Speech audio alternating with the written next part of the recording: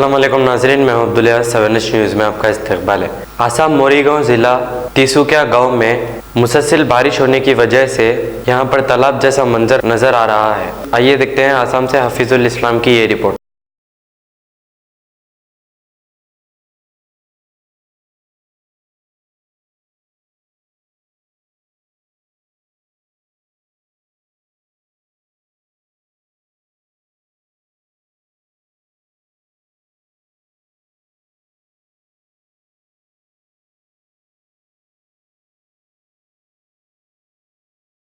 অঞ্চলত মই উপস্থিত আছোঁ। ইয়াতে আপোনালোকে চাই আছে, আমাৰ কেমেৰা পাৰ্চন ফখৰুদ্দিন ভাই দেখুৱাব যি কাৰেণ্টৰ যি মানে পানীৰ যি কাৰেণ্ট যি স্পীড, এই গোটেই অঞ্চলবিলাক এই পানীৰে ভৰি গৈছে। প্ৰায় 40খন ৰেভিনিউ ভিলেজ ইয়াত পানীত হেৰি হৈ মানে পানী ভৰি গ'ল, ফ্লাড সোমাই গ'ল।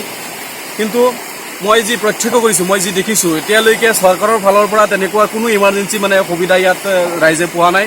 যেনেকৈ চৰকাৰৰ প্ৰাথমিক চিকিৎসা মানুহে খাবলৈ পোৱা নাই। আজি ৰাতিপুৱাই পানী সোমাইছে, এতিয়া দুপৰীয়া প্ৰায় বহুত সময় হৈ গৈছে। এতিয়ালৈকে মই যি ৰাস্তাত চাই আহিলোঁ, মানুহৰ গাত কাপোৰ নাই। যি মানে এটা পৰিৱেশ, যি এটা অৱস্থা, যি ইয়াৰ কাৰণে জগৰীয়া কোন হ'ব, ইয়াৰ কাৰণে কোনে মাত মাতিব?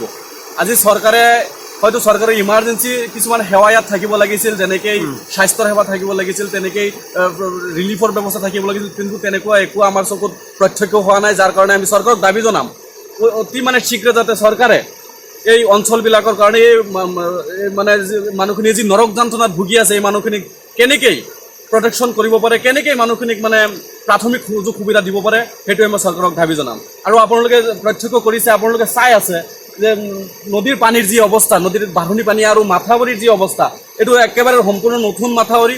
এইটো মানে মই এটা কথা ডাঠি ক'ব পাৰোঁ, এইটো সম্পূৰ্ণভাৱে মাথাউৰিটো বনোৱাত গাফিলতি হৈছে। মাথাউৰিটো এটা মানে এটা পুৰঠ মাথাউৰি হোৱা নাই, যে একদম মানে কুমলীয়া মাথাউৰি। নদীৰ পানীটো দূৰৰ কথা, যে বৰষুণৰ পানী আহিলে মাথাউৰি ভাঙিব, এনেকুৱা এটা পৰিস্থিতি, যাৰ কাৰণে আজি এইটো অৱস্থা হৈছে। আমাৰ জিলা প্ৰশাসনক মই দাবী জনাম যাতে অতি শীঘ্ৰে এওঁলোকৰ SDRF বাহিনী বা যিসকল ভিতৰুৱা অঞ্চল আছে, ভিতৰুৱা অঞ্চলত হয়তো এনেকুৱাও হ'ব পাৰে, মোৰ এটা অনুমান হৈছে যে তাত হয়তো মানুহ ঘৰৰ ভিতৰত আবদ্ধ হৈ আছে, মানুহক ওলাব পৰা নাই। গতিকে SDRF বাহিনীৰ জৰিয়তে যাতে সেই মানুহখিনিক উদ্ধাৰ কৰা হয়, যাতে কোনো মানুহ যাতে মানে মৃত্যুৰ আকলি ল'বলগীয়া নহয়। আজি এই অঞ্চলৰ এই গোটেই লাহৰীঘাট, বুঢ়াগাঁও, এই দুটা ৰেভিনিউ চাৰ্কুল ইয়াত উপস্থিত আছে। এই অঞ্চলৰ 90% মানুহে, মই ক'ম যে 90% মানুহে খেতি বাতিৰ লগত জড়িত, কৃষিৰ লগত জড়িত। এই মানুহখিনিও আজি এওঁলোকৰ কৃষি খেতি বাতি চব ধ্বংস হৈ গৈছে। চব ধ্বংস হৈ যোৱাৰ পিছত ইয়াৰ কাৰণে এওঁলোকৰ উপযুক্ত এটা ক্ষতিপূৰণ দিব লাগিব। নহ'লে এওঁলোকৰ যি 90% মানুহ যে খেতি বাতিৰ লগত জড়িত, এই মানুহখিনিয়ে হয়তো আৰু 6 মাহ নদীৰ পানীয়ে হেৰি কৰি থাকিব। এই 6 মাহ এই মানুহখিনি কেনেকৈ চলিব, কি খাব, কি কৰিব? ইয়াৰ কাৰণে সম্পূৰ্ণভাৱে চৰকাৰে তাৰ কাৰণে দায়িত্ব ল'ব লাগে। এইটোৱে মই চৰকাৰক দাবী জনাম।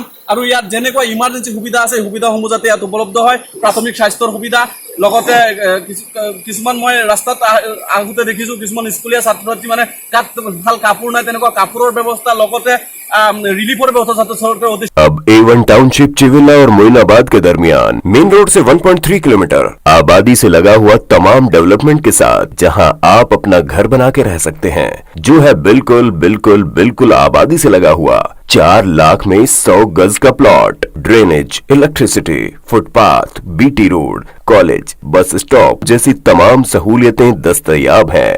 आपका ये छोटा सा इन्वेस्टमेंट आपका और आपके बच्चों का मुस्तकबिल बदल सकता है। मजीद मालूमात के लिए हमें कॉल करें। Address pillar number 235 opposite fishers department, Rajendra Nagar, Hyderabad. Contact 7799603838।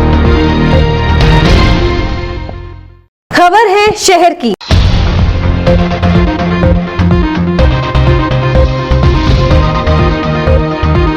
खबर है गांव की।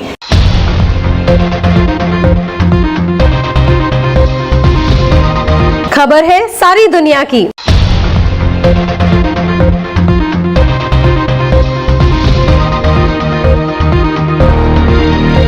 7H न्यूज़ पसंद आए तो लाइक कीजिए, शेयर कीजिए और सब्सक्राइब करना ना भूलें। 7H न्यूज़, आपकी आवाज।